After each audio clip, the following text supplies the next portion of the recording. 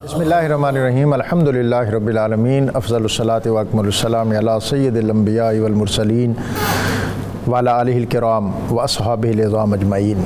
لفظ لفظ نور اور حرف حرف روشنی سے آراستہ نور قرآن کے ساتھ طاہر بخاری آپ سے مخاطب ہے۔ ناظرین، ماہرین کہتے ہیں کہ قومیں جب زوال کا شکار ہوتی ہیں، ابتلا ان کا مقدر بنتا ہے، پسماندگی جب ان کو گھیرتی ہے تو وہ اپنے اندر امید کی کسی کرن اور زندگی اور تابندگی کا کوئی نام رکھ لیتی ہیں جو ان کو عروج عطا کر سکے، جو ان کو زندگی کے نئے زاویوں سے آشنا کر سکے۔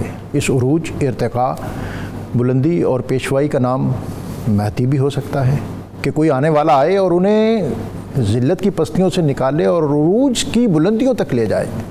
وہ خواہ زمین کی کوکھ سے جنم لے یا آسمان کی بلندیوں سے نازل ہو، پہاڑوں سے آئے یا صحراؤں سے ہویدا ہو، وہ آنے والا ہر دنیا کے اندر، ہر سوسائٹی کے اندر، ہر طبقے کے اندر، ہر سویلائزیشن کے اندر اس نوعیت کے کوئی نہ کوئی تصورات اور تخیلات موجود ماضی میں بھی تھے اور آج بھی رہیں گے۔ اور اگر میں تاریخ کے اوراق پلٹنا شروع کروں تو شاید ان گنت کردار ہمیں تاریخ میں اور قوموں میں نظر آنا شروع ہو جائے۔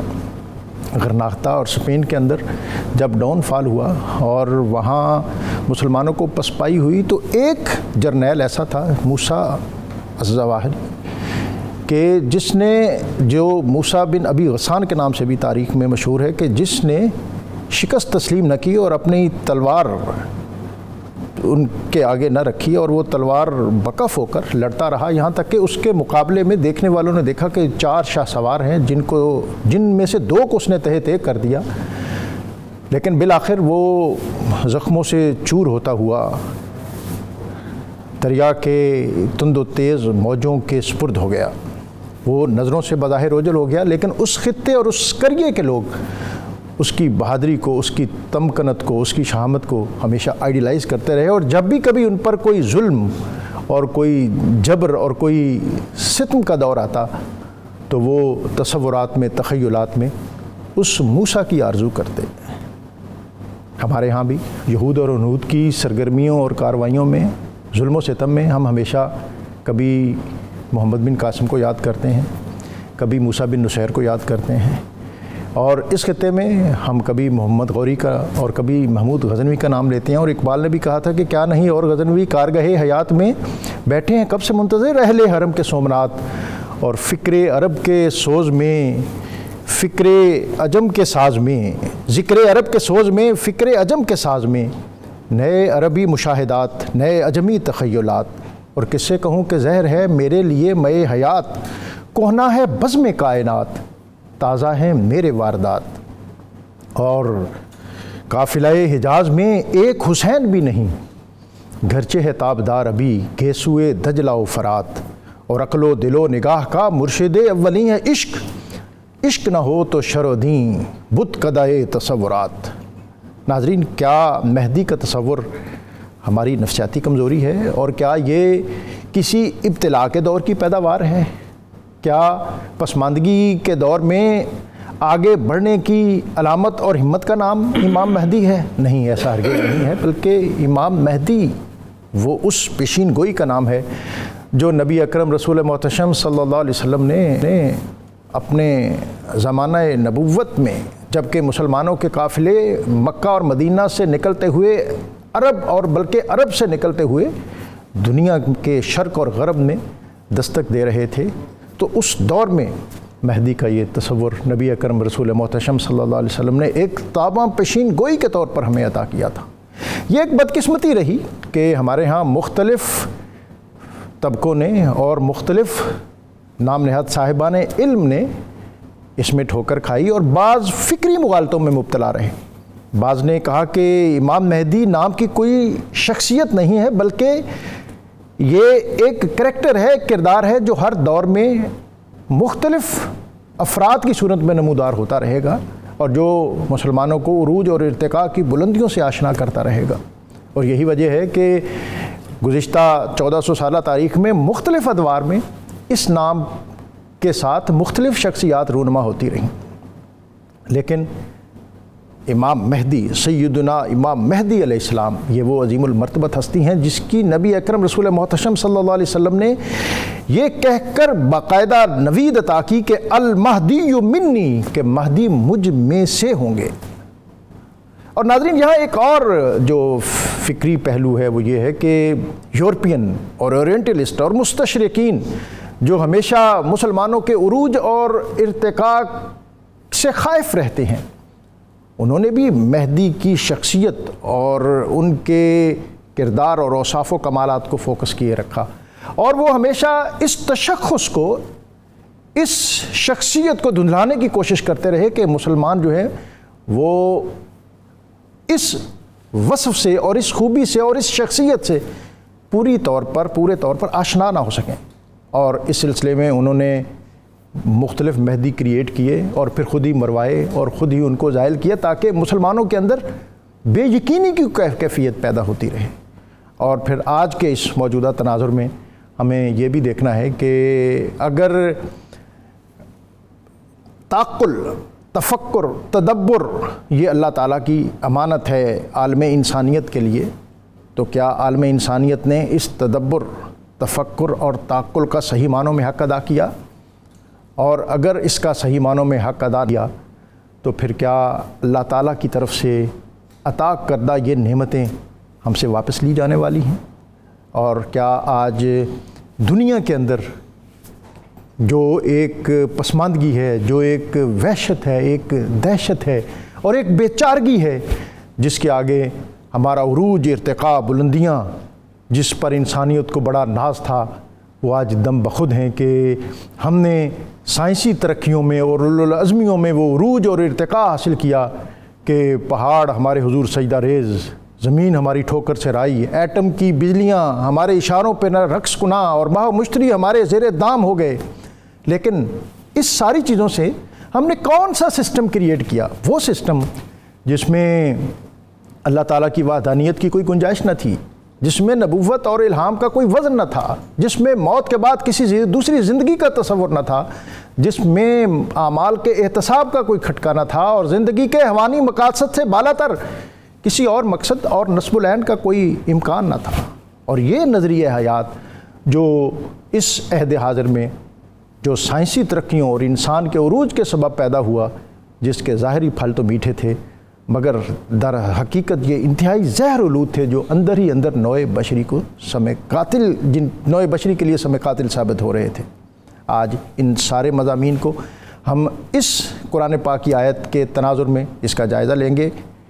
اقتربت الساعۃ وانشق القمر، سورہ قمر کی آیت کی روشنی میں حضرت امام مہدی کی تشریف آوری اور علامات قیامت، اس پر آج ہم بات کریں گے، اور ہمارے ساتھ معروف تجزیہ کار اور محقق اور دانشور اوریہ مقبول جان صاحب، اور ہمارے ساتھ ہمیشہ کی طرح مفتی محمد فاروق القادری صاحب موجود ہوں گے، اور امام مہدی علیہ السلام ان کی بارگاہ میں منقبت کا نذرانہ پیش کرنے کے لیے ہمارے ساتھ قمر محی الدین تشریف فرما ہوں گے۔ مفتی صاحب، آج کا موضوع جو ہے وہ بہت اہم ہے، اور آج موجودہ تناظر میں سمجھتا ہوں کہ اس موضوع کی اہمیت بہت زیادہ ہے، تو میں چاہوں گا کہ بالخصوص قرآن و سنت کی روشنی میں ہمیں امام مہدی کی آمد اور قیامت کے ظہور کی علامات، اس سے ہمیں رہنمائی عطا کیجیے۔ بسم اللہ الرحمن الرحیم۔ ڈاکٹر صاحب، قرآن مجید میں صراحتاً تو آپ کے نام والا کا تذکرہ موجود نہیں، البتہ بعض آیات کے ضمن میں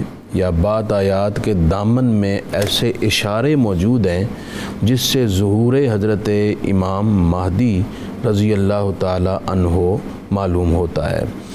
ان میں سے ایک تو آیت مقدسہ ہے سورہ بقرہ کی آیت نمبر 114، اس کا یہ حصہ لہم فی الدنیا خزی و فی الآخرۃ عذاب عظیم، کہ ان یہودیوں اور عیسائیوں کے لیے دنیا میں رسوائی ہے، ذلت ہے، اور آخرت میں بڑا عذاب ہے۔ دنیا میں جو یہودیت اور عیسائیت کی رسوائی اور ذلت ہے، یہ پورے طور پر ظاہر ہوگی حضرت امام مہدی رضی اللہ تعالیٰ عنہ کے خروج کے وقت، وہ ظہور کے وقت، اور یہی وجہ ہے کہ اس آیت کے ضمن میں مفسرین اعظام نے یہ بات نقل فرمائی اور حضرت امام مہدی کا ذکر کیا۔ اسی طرح اللہ تعالیٰ جل شانہ نے قرآن مجید میں ایک آیت مقدسہ جو وہ ہے کہ ثم بعثنا منہم اثنی عشر نقیبا، کہ بنی اسرائیل میں ہم نے 12 سردار بنائے.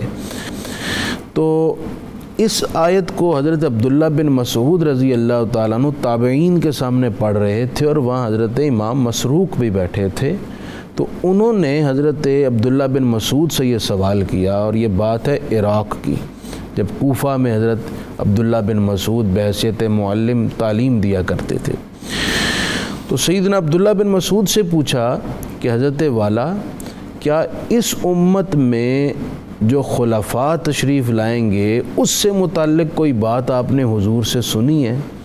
تو سیدنا عبداللہ بن مسعود نے فرمایا ہاں میں نے سنی، اور میں نے حضور علیہ السلام سے پوچھا تھا کہ یا رسول اللہ اس امت میں خلفاء تشریف لائیں گے اور کتنے ہوں گے؟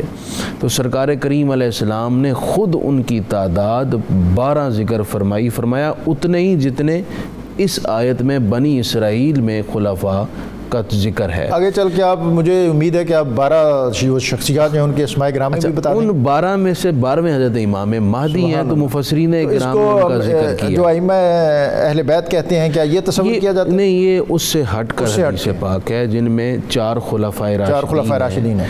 پھر اس کے بعد حضرت امام حسن، پھر سیدنا عمر بن عبدالعزیز، اور دیگر خلفاء کا نام وہ معلوم نہیں ہوتا. باہر آگے وہ سارے کے سارے قریش میں سے ہوں گے، یہ بھی اس حدیث پاک میں حضرت عبداللہ بن مسعود خود ذکر کرتے ہیں. ڈاکٹر صاحب احادیث میں اگر دیکھیں تو 37 صحابہ کرام نے روایات ذکر کی ہیں حضرت امام مہدی سے متعلق، اور یہ حدیث جو ہیں یہ درجہ تواتر پہ ہیں، تواتر مانوی تک پہنچتی ہیں. سبحان اللہ. اور اسی کی وجہ سے ہم یہ کہتے ہیں کہ حضرت امام مہدی کا ظہور یقینی عقیدہ ہے. یہ بہت سے لوگ کہتے ہیں، ان کو یہ ابھی تک اس کے تواتر پہ جو ہے تیقن پیدا نہیں ہوا. ڈاکٹر صاحب میں نے اب ذکر کر دیا، اس میں تو ائمہ دین نے مستقل کتابیں لکھی ہوئی ہیں حضرت امام مہدی کے متعلق. ایک حدیث پاک میں ذکر کروں، نبی پاک علیہ الصلوۃ والسلام نے امام مہدی کے ظہور کی بات کو اس اسلوب سے بیان کیا کہ کوئی کسی قسم کا شک و شبہ نہ رہے. آپ نے فرمایا لو لم یبق من الدنیا الا یوم لطول اللہ عز وجل ذلک اليوم حتی یملک رجل من اہل بیتی یملک جبال الدیلم والقسطنطنیہ. سبحان اللہ. آپ صلی اللہ علیہ وسلم ارشاد فرماتے ہیں کہ اگر دنیا کی مدت ختم ہوتے ہوتے ایک دن بھی باقی رہ گیا تو اللہ تعالیٰ اس دن کو اتنا پھیلا دے گا یہاں تک کہ میری میری اولاد میں سے ایک شخص آ کر رہے گا جو دیلم اور قسطنطنیہ کے پہاڑوں کا مالک بن جائے. اللہ اکبر. اور یہ دیگر احادیث میں امام مہدی کے نام کی تصریح بھی موجود ہے جو اس کی تائید کرتی ہیں. تو اتنے وثوق سے آپ کا بیان کرنا دراصل امت کے اذہان سے شکوں کو زائل کرنا تھا.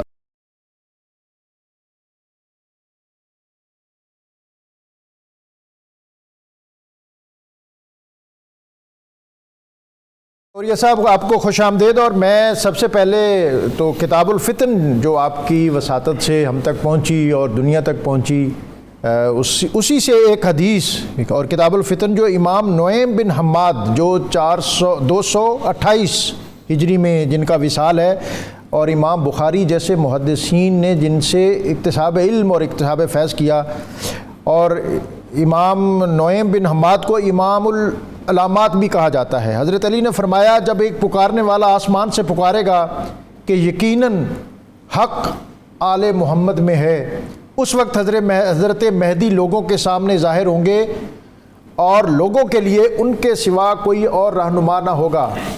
جناب آج کے موضوع کے حوالے سے رہنمائی فرمائیے گا.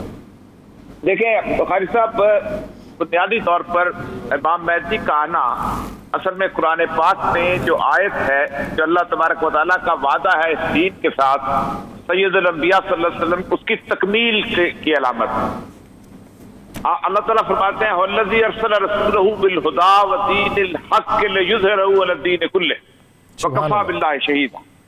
کہ اصل میں ہم نے ایک رسول تمہارے درمیان خدا کے ساتھ نازل کیا ہے اور ہم اس دین کو تمام ادیان پر غالب کر دیں گے۔ اور سب سے بڑی بات یہ ہے کہ جب سے سید الانبیاء صلی اللہ علیہ وآلہ وسلم کی بعثت ہوئی ہے اس وقت سے لے کر تعداد کے اعتبار سے بھی اور دنیا کے اندر باقی معاملات کے اعتبار سے بھی عیسائیت سب سے بڑا دین رہی ہے اب تک کی۔ نصارہ جو ہیں وہ سب سے زیادہ کرتے کہ مسلمانوں نے اس سے شکست بھی کھائی لیکن اس کے باوجود بھی آہستہ آہستہ وہ ایک برابر کی قوت، لیکن یظہرہ علی الدین کلہ کی کیفیت نہیں آئی۔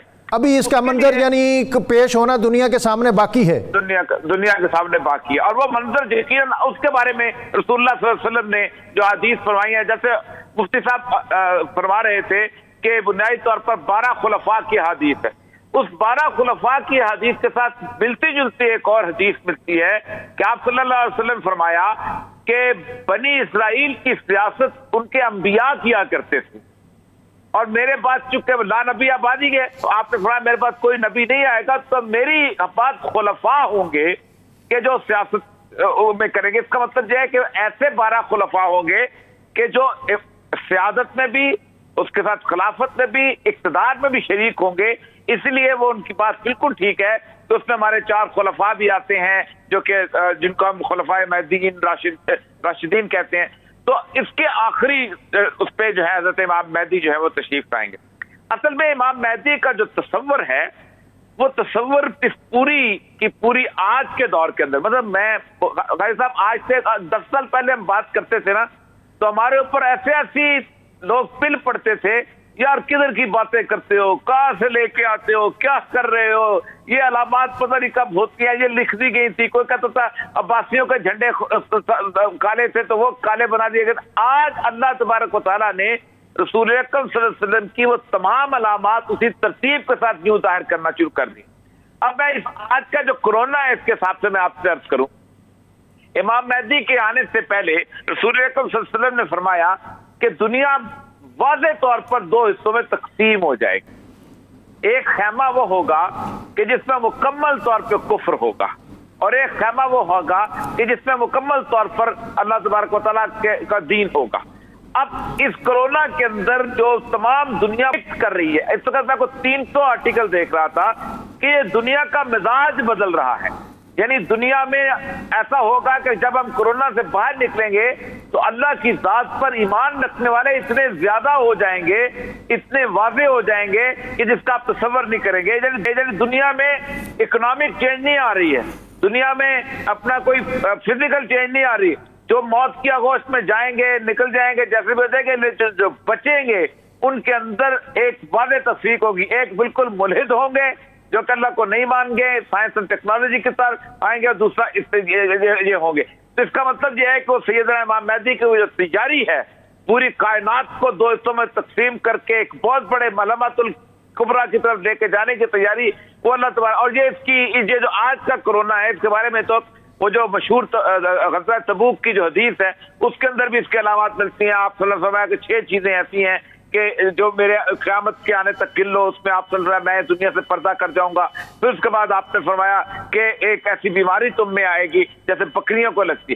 اب اس وقت سیدنا امام مہدی کے بارے میں رسول اللہ صلی اللہ علیہ وسلم نے وضاحت سے بہت ساری چیزیں، کسی شخص کا آپ نے حلیہ نہیں بتایا سوائے امام مہدی کے، کسی شخص کے آپ نے نسب نہیں بتایا سوائے امام مہدی کے، کسی شخص کے بارے میں یہ فکرہ نہیں کہا کہ اللہ تبارک و تعالیٰ ایک رات میں یعنی اللہ تعالیٰ ایک رات میں ان کی اصلاح کرتا ہے۔ عموماً ہم سمجھتے رہے کہ دینی لوگ ہیں، ان کو نہیں پتا ہوتا آج کے دور کے بارے میں، جدید ٹیکنالوجی کے بارے میں، جدید اللہ تبارک و تعالیٰ جس دن امام مہدی کو اس مسند اقتدار پر سرفراز فرمائیں گے تو اللہ تبارک و تعالیٰ ان کو تمام علوم ان کے سامنے واضح کر دیں گے، اور وہ ایسی شخصیت ہوں گے کہ جس دنیا کو رسول اللہ نے فرمایا کہ جو عدل سے بھر دے گی۔ اب اس کے بارے میں دھوکہ کھانے کی بھی کوئی ضرورت کا راستہ نہیں رکھا۔ میں نے بتایا حلیہ تک بتا دیا، اس کے بعد نسل اور نسب تک بتا دی، ٹائمنگ بتا دی، یہاں تک بتا دیا کہ وہ مدینہ سے بھاگ کر مکہ آئیں گے۔ یعنی کمال کی بات ہے، یعنی ایک نون شخصیت ہوں گے، لوگ ان کو جانتے ہوں گے ان کے علم سے، اور وہ ان کی جب بیعت کی صورتحال ہوگی تو لوگ ان کے کہیں گے تو وہ فکر نہیں رہیں گے، پھر ان کو مجبور کر کے اپنا حجر اسود اس کے درمیان سے بیعت دے دی جائے گی۔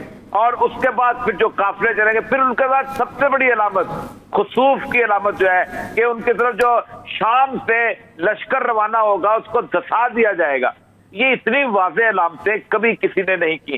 اب تو لوگ کہتے ہیں کہ یہ تو اس کے پتہ نہیں رجال میں جائیں گے. ابھی تک جتنی بھی علامتیں آئی ہیں، ابھی تک جو کچھ ہو رہا ہے، شام جن 5 علاقوں میں رسول اللہ صلی اللہ علیہ وسلم فرمایا جنگ ہوگی، انہی 5 علاقوں میں آج جنگ ہو رہی ہے. اور 57 اسلامی ملک ہیں، کسی اور میں کیوں نہیں ہو رہی؟ تو اصل مسئلہ یہ ہے کہ ہم بالکل اس گھڑی میں پہنچے ہوئے ہیں کہ جو سیدنا امام مہدی رضی اللہ تعالیٰ عنہ علیہ السلام کی آمد کی گھڑی. اور انشاءاللہ وہ گھڑی آئے اور پھر ظاہر ہے قافلے تو ادھر سے بھی چلیں گے، اور اللہ تعالیٰ ہمیں یہ عزت اعزاز بخشے، یہ سعادت بخشے کہ ہم اس مرحلے کو دیکھنے کی سعادت اور اعزاز حاصل کریں. حضرت شاہ ولی اللہ نے تو یہ بھی فرمایا، انہوں نے کہا کہ جو نبی اکرم صلی اللہ علیہ وسلم سے جاری قطبیت باطنی اور قطبیت ظاہری، یعنی قطبیت ظاہری جس کے امین خلیفہ بلا فصل حضرت ابوبکر صدیق تھے، اور قطبیت باطنی جس کے امین باب مدینۃ العلم حضرت علی المرتضیٰ تھے، ان دونوں کی تکمیل حضرت امام مہدی پہ ہوگی کہ ان کو اللہ تعالیٰ قطبیت باطنی کے بھی نقطہ کمال تک پہنچائے گا اور قطبیت ظاہری کے بھی، کہ پوری دنیا پر ان کی حکومت ہوگی. اور یہ وہ حکومت جو ذوالقرنین اور حضرت سلیمان علیہ السلام جیسی ہستیوں اور شخصیات کو عطا ہوئی. احادیث میں مفتی صاحب اور پھر جو آثار ہیں اس میں حضرت امام مہدی کے حوالے سے جو چیزیں ہمیں عطا ہوئیں، ایک تو وہ، اور دوسرا یہ کہ یہ جیسا اوریہ صاحب نے کہا کہ وہ ایک معین شخصیت ہے، یعنی وہ کوئی ایسا تصوراتی خاکہ نہیں ہے کہ جس کو ہر صدی کے مختلف ادوار میں لوگ ڈھونڈتے پھریں. جب ایک معین شخصیت ہیں تو پھر ہم فکری مغالطوں میں کیوں مبتلا ہیں؟ ڈاکٹر صاحب، حدیث میں نے عرض کیا ہے کہ جلیل القدر ائمہ حدیث نے نہ صرف اپنی کتابوں کے کتاب الفتن میں آپ کا سے متعلق احادیث کو جمع کیا ہے، بعض نے ایسی احادیث لائی ہیں جن میں آپ کا اسم گرامی بھی موجود ہے، بعض نے وہ احادیث لائی ہیں جن میں آپ کا اسم گرامی موجود نہیں ہے. مثلا ابو داود اور ابن ماجہ جیسی کتابوں میں بھی آپ کا تذکرہ ہے، مصنف عبد الرزاق اور ابن شیبہ جیسی کتابوں میں بھی آپ کا ذکر. ابو داود میں جو نبی اکرم صلی اللہ علیہ وسلم نے فرمایا کہ حضرت ام سلمہ سے روایت ہے کہ سمیت رسول اللہ صلی اللہ علیہ وسلم یقول المہدی من عطرتی، سبحان اللہ، کہ مہدی میری نسل اور سیدہ فاطمہ الزہرا رضی اللہ تعالیٰ کی اولاد سے ہوگا. یہاں 2 کالر ہیں ہمارے ساتھ. ملک اویس رضا صاحب، السلام علیکم. السلام علیکم جی، آپ کو خوش آمدید. نقوی صاحب جی آپ فرمائیں کیا کہنا چاہ رہے ہیں؟ ویسے جو بخاری جو ہیں یہ نقوی ہی ہوتے ہیں.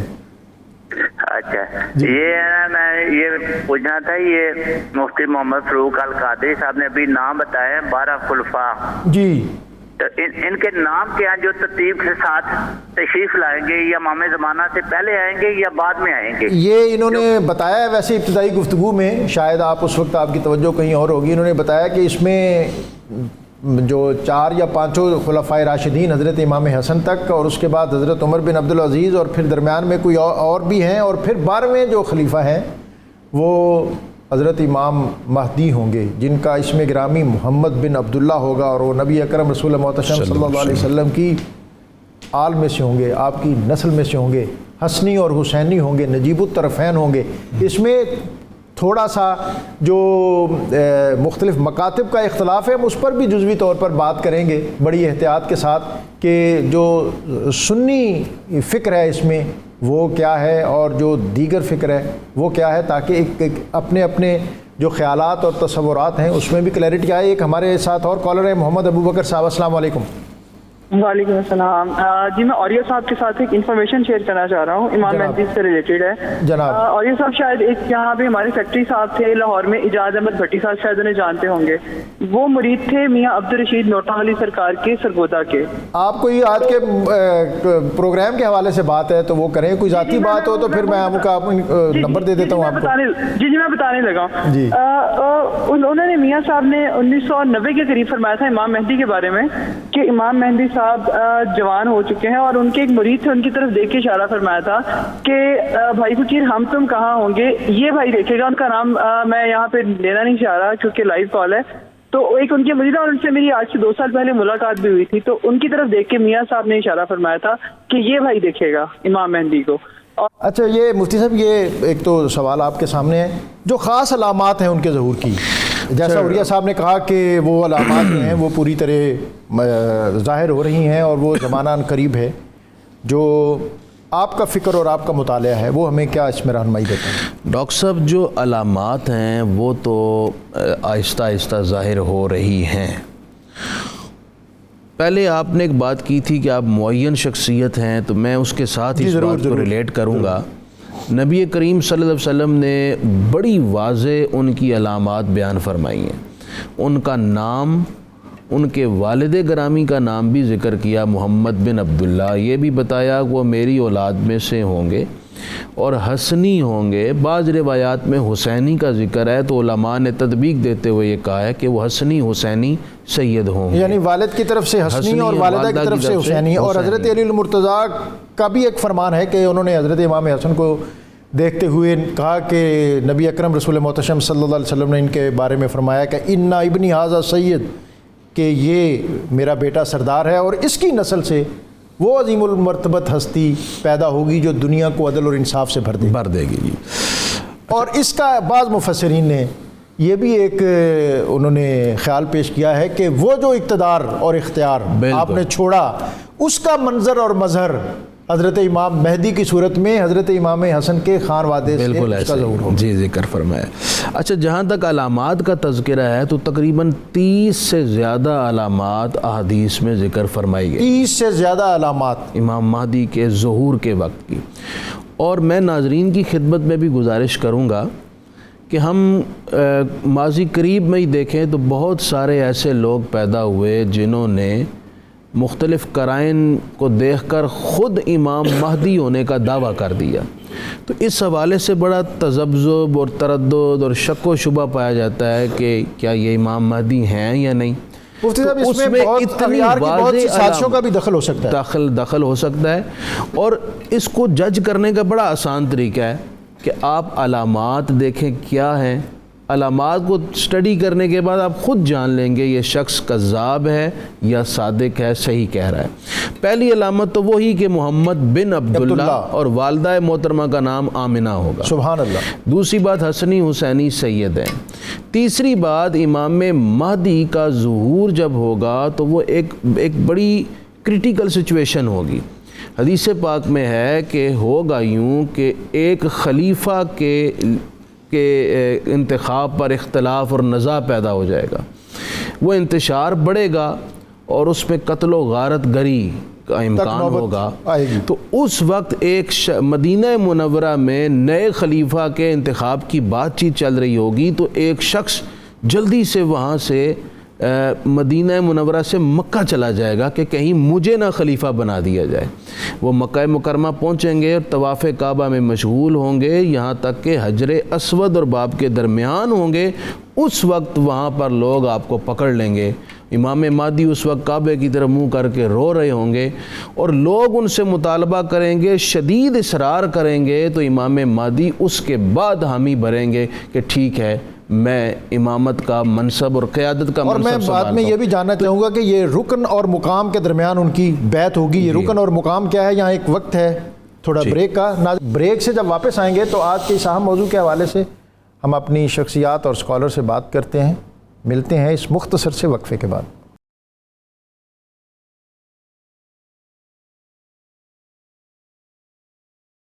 عریہ صاحب میں دوبارہ آپ کی خدمت میں حاضر ہوتا ہوں, اور ملحمۃ الکبریٰ اور پھر علامات قیامت اور حضرت امام مہدی کا ظہور, میں چاہوں گا کہ اس پر آپ کچھ اور رہنمائی ہمیں عطا فرما دیں. دیکھیں بہت ساری علامات ایسی ہیں کہ جو کہ اب ظاہر ہوتی چلی جا رہی ہیں اور اب تو خیر بڑی واضح بھی ہو گئی ہیں. ملحمۃ الکبریٰ سے پہلے اصل میں یہ تین شخصیات ہیں بہت بڑی. ایک سیدنا امام مہدی کی شخصیت ہے, دوسری دجال کی شخصیت ہے, اور تیسری سیدنا عیسیٰ علیہ السلام کی شخصیت ہے. اور یہ تینوں شخصیات کے اور میں اور یہ سب آپ کی بات کاٹ رہا ہوں، میں چاہوں گا کہ آپ درمیان میں یہ بھی فرما دیں کہ جو صلیب توڑنے کا اور خنزیر کو قتل کرنے کا جو معاملہ ہے اس کی بھی تھوڑی ہمیں رہنمائی فرما دیں۔ جی اصل میں جی یہ تینوں شخصیات جو ہیں، اس کے تینوں شخصیات کے لیے اسرائیل جو ہے وہ بڑی خاص تمطراق سے اس وقت موجود ہے۔ آپ اندازہ کریں کہ ہم مسلمان جو ہیں تب تک اس جھگڑے کے اندر پڑے ہوئے ہیں کہ کیا حضرت سیدنا امام مہدی تشریف لائیں گے، یہ ملامت الکبریٰ ہوگی یا نہیں ہوگی، جبکہ 2000 سال سے وہ جو اللہ تبارک و تعالیٰ نے فرمایا وَقَطَعْنَاهُمْ فِي الْأَرْضِ وَمَا، بنی اسرائیل کو ہم تمہیں دنیا کی اس میں تقسیم کر دیں گے، سورہ بنی اسرائیل بڑا تفصیل سے اس کا ذکر ہے، اور پھر اس کے بعد کہ کیسے ان پہ 2 دفعہ لوبن کبیرہ جو ہے وہ کریں گے، اور وہ سارے کے سارے یہودی مستقل طور پر آپ اندازہ کریں حیران ہوں گے کہ اپنے وہ گھر چھوڑ کے آئے ہیں کہ جن کو آج آپ کسی کو کہنا چھوڑو تو نہیں چھوڑتا۔ یہودی اس مسایہ کے انتظار میں آپ اندازہ کریں کہ کیلیفورنیا چھوڑ کے، وہ کیا نام ہے ان کا، لندن چھوڑ کے، فرانس پیرس چھوڑ کے وہاں پہنچے ہوئے ہیں، اور یہ 1920 سے وہاں آنا شروع ہوئے ہیں جب ان کا پہلا ایلیا شروع ہوا ہے، اور وہ کہتے ہیں کہ اس سرزمین پر ہماری جہاں ہے یہاں سے ایک مسایہ آئے گا کہ جو وہ ان کو اپنا حضرت داؤد کی حکومت قائم کرے گا مکمل طور پر۔ اب جہاں آپ نے جو بات کی نا، انہوں نے ان صاحب نے سوال بھی کیا تھا کہ وہ خلافت وہ کون سے خلفاء ہوں گے، اس میں ایک تصور بڑا مزدار ہے۔ وہ کہتے ہیں کہ ہمارے ہاں بھی، ان کے ہاں بھی، اب اندازہ کریں جو مسایہ کی ان کے ہاں بھی جو روایات ملتی ہیں وہ ساری یہ ہیں وہ آل یعقوب میں سے ہوگا، اس کا یہ نسب ہوگا، اور وہ آل یعقوب کی حکومت قائم کرے گا۔ آپ حیران ہوں گے۔ اچھا، لیکن وجہ ساری یہ ہے کہ حضرت عیسیٰ علیہ السلام کے بارے میں پیشگوئی کی تھی یسوع پیغمبر نے، اور یسوع پیغمبر نے کہا تھا کہ تم یہ اس وقت بخت نصر کی غلامی سے تمہاری نجات مل جائے گی، اور تمہارے درمیان ایک مسیح تشریف لائیں گے۔ یہودیوں کے ہاں بہت بڑی قسم کی، جسے کہتے ہیں کہ 2 طاقتیں بن گئی تھی، اللہ جنہیں اختیار و روبان کہتا ہے، وہ حضرت عیسیٰ کو نہیں ماننے کو تیار تھے کسی طور پر بھی۔ اللہ نے ایسی علامتیں بنا دے کے بھیجی سیدنا عیسیٰ کو کہ ان کو انکار کرنا مشکل ہو گیا۔ یعنی آپ تو حضرت سیدنا مریم کے ہاں بغیر باپ کے پیدا ہوئے، آپ نے پالنے کے اندر اپنا اعلان کیا، آپ نے مردوں کے قبر پہ کھڑے ہو کہتے تھے کم بإذن اللہ زندہ ہو جاتے تھے، اس کے باوجود بھی انہوں نے صلیب پہ ان کو چڑھا دیا اپنے طور پہ، اور 500 سال تک یہ سارے لوگ یقین کرتے رہے کہ صلیب پہ، جب تک قرآن پاک میں آ کے اعلان نہیں کہا وما قتلوا وما صلبوا۔ اب معاملہ یہ ہے کہ ہر پیغمبر کے ساتھ اللہ کی یہ ایک سنت ہے کہ اگر ان کے ساتھ زیادتی ہوئی تو اس نے قوم کو عذاب میں ڈال دیا۔ اللہ نے یہودیوں کا عذاب سسپینڈ کر دیا آخر الزمان میں لا کے، اور اللہ کہتا ہے کہ جینا بکم لفیفا، جب وعد الآخرہ آئے گا تو میں تمہیں اکٹھا کر کے گھیر کے لے آؤں گا یہاں پر۔ اب وہ یہودی وہاں اکٹھا کر کے گھیر کے آئیں گے۔ اس ملامت الکبریٰ کی صورتحال یہ ہے۔ پھر رسول اللہ صلی اللہ علیہ وسلم نے فرمایا کہ ہوگا کیا؟ ہوگا یہ کہ اب وہ اقتدار کے اندر آنا، اب وہ دور اس وقت جو شروع ہے کہ خصوصاً عرب کی تباہی کا زمانہ آیا۔ آپ نے یعنی اس طرح کا ویل للعرب جب کہا ہے آپ نے، تو آپ کے ماتھے میں پسینہ تھا، اور 3 دفعہ فرمایا ویل للعرب من شر قد اقترب، ایک ایسا فتنہ جو بہت نزدیک آ چکا ہوا ہے۔ اور آپ اس کے آگے پھر علامت بتائی آپ نے کہ یاجوج اور ماجوج سراخ ہے۔ دوسرا آپ نے اسی جو حدیث میں جو ہے وہ غزوہ تبوک والی حدیث میں ریفر کروں گا، فرمایا ایک ایسا فتنہ آئے گا کہ عرب کا کوئی گھر نہیں بچے گا۔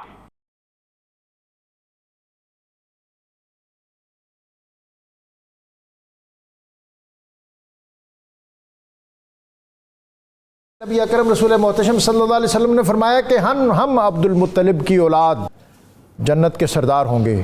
میں یعنی نبی اکرم صلی اللہ علیہ وسلم نے فرمایا میں محمد مصطفیٰ کریم صلی اللہ علیہ وسلم، حمزہ سید الشہداء حضرت امیر حمزہ، علی باب مدینۃ العلم حضرت علی المرتضیٰ کرم اللہ تعالیٰ وجہ الکریم، حسن المجتبی حضرت حسین کریم سید الشہداء، اور محمد المہدی، یہ جنت کے سردار ہوں گے۔ اور اس حدیث کو معتبر جو سیاہ ستہ کی کتب ہیں انہوں نے یہ روایت کیا، کتاب الفتن، یہ ابن ماجہ اس میں بھی موجود ہے۔ آج کے اس اہم موضوع پر ہمارے اسکالرز نے، علماء نے بہت وقی انداز میں گفتگو کی. قدر نازک موضوع تھا، لیکن اس نازک موضوع کو کسی اچھے نقطے کے ساتھ لوگوں کو ایک اچھا میسیج دے کے جانا، یہی علماء اور اسکالرز کا کام ہوتا ہے. اور آج کی اس ساری گفتگو میں یہ بات بالکل واضح ہو گئی کہ حضرت امام مہدی، جن کا نبی اکرم رسول محتشم صلی اللہ علیہ وآلہ وسلم کی احادیث کی روشنی میں ایک معین شخصیت کا بھرپور حکم موجود ہے. یہ کوئی شخصی ایسا کردار نہیں ہے کہ جو دنیا کے مختلف خطوں میں اور مختلف زمانوں میں مختلف ہو. حضرت امام مہدی نبی اکرم صلی اللہ علیہ وسلم کی اہل بیت میں سے ہوں گے، اور زمانہ قرب قیامت میں ان کا ظہور ہوگا، اور پھر یہ دنیا جو ظلم و جور سے بھری ہوگی وہ آپ کے وجود سعید کی برکت سے عدل و انصاف سے بھر جائے گی، اور امام مہدی امامت کروائیں گے، اور حضرت عیسیٰ علیہ السلام آپ کے پیچھے نماز پڑھیں گے، جو حضرت امام مہدی کی سطوت عروج کا ایک نقطہ کمال ہوگا. میں عوریہ مقبول جان صاحب کا آپ کا شکر گزار ہوں کہ انہوں نے تھوڑی علالت کے باوجود بھی ہمیں وقت عطا کیا. مفتی محمد فاروق القادری صاحب آپ کا شکر گزار ہوں کہ آپ نے آج کے موضوع کے حوالے سے بہت وقی گفتگو فرمائی. آج کا وظیفہ اللہم انی اعوذ بک من شر ما یجیء بہ الریح، اے اللہ ہر ایسی وبا سے تیری پناہ میں آتا ہوں جسے ہوا لے کر آتی ہے. حضرت علی مرتضیٰ نے فرمایا کہ نبی اکرم رسول محتشم صلی اللہ علیہ وسلم عرفہ کی شام کو یہ دعا بکثرت پڑھتے تھے. آج کل کے موجودہ حالات میں اس دعا کا بکثرت پڑھا جانا اللہ تعالیٰ کے حصار میں اور اپنی حفاظت کو یقینی بنانے کے مترادف ہے. میں درخواست گزار ہوں اپنے مہمان ثنا خان قمر محی الدین قمر سے کہ وہ حضرت امام محمد المہدی علیہ السلام رضی اللہ تعالیٰ عنہ آپ کی بارگاہ میں حمد کا نذرانہ پیش کریں. آئیں گے دیکھنا آئیں گے محمد مہدی، آئیں گے دیکھنا آئیں گے محمد مہدی. ساری دنیا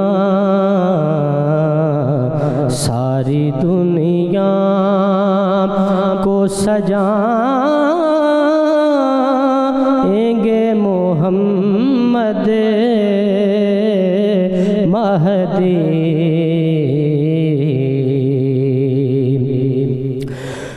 ان میں سے شہ کونین نظر آئے گا، ان میں سے شہ کونین نظر آئے گا. رخ سے